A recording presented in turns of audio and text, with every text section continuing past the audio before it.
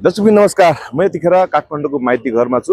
यो पृष्ठभूमिमा देखिरहनु भएको छ एकजना अभियन्ता निकोलस भुसाल विगत 4 दिनदेखि यहाँ आमरण अनसन बसिरहनु भएको छ। उहाँको अवस्था अहिले के छ, उहाँलाई हिजोसम्म स्वास्थ्यमा केही समस्या भएको भन्ने जानकारी आएको थियो।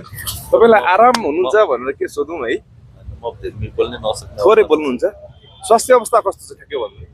प्रेसर चाहिँ 80/50 थियो, ज्वरो 102 थियो। म के बोल्नै नसक्ने। हेर्नु न, सलाइन चढाएको धरि पुलिसले आएर सलाइन यस्तो बनाइदिएर हात यस्तो बनाइदिएर सलाइन धरि चलाउन नसक्ने अवस्थामा पुर्याइदियो क्या हामीलाई। आज 5 दिन भयो तपाईँ अनसनरत हुनुहुन्छ हैन? सरकारले तपाईको यो माग पूरा गर्दैन के लाग्छ? जनतालाई बुझाउन आएको क्रान्ति पुरा भयो हैन। सरकार त निर्दयी हुन्छ, राज्य एकदम निर्दयी हैन। सरकार त मरिसक्यो, त लास हो मेरो लागि, हाम्रो जेन्जीका लागि, घाइतेका लागि, शहीदका लागि।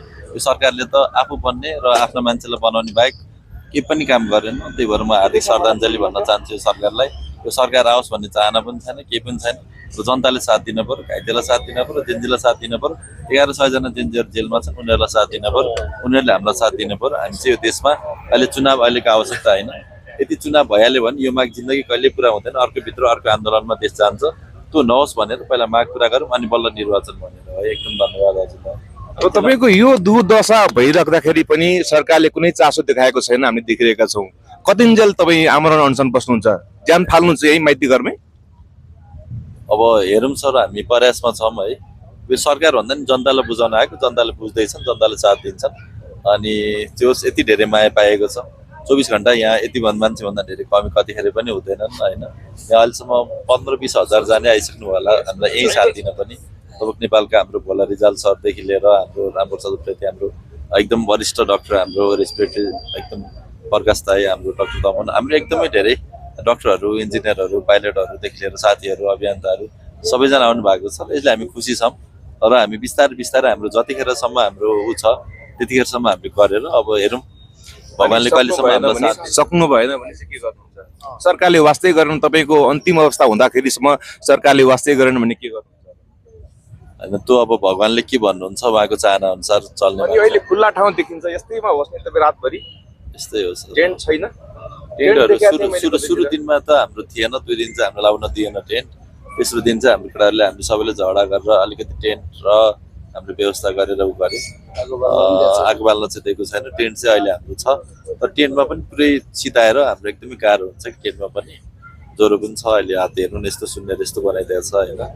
एकदमै गाह्रो छ। त्यस जनतालाई बुझाउनु बसेको, जनताहरूले बुझ्छन् एकदम। म ढुक्क छु यो कुरामा। तपाईँको चासो सरकारले पनि व्यक्त गरोस्, तपाईँलाई तपाईँको स्वास्थ्य स्थिति सुध्रिँदै जाओस्, शुभकामना। हुन्छ हजुर, धेरै धेरै धन्यवाद हजुरलाई, धेरै धन्यवाद है। निकोलस भुसाल आज 5औं दिनसम्म पनि आमरण अनसनरत हुनुहुन्छ।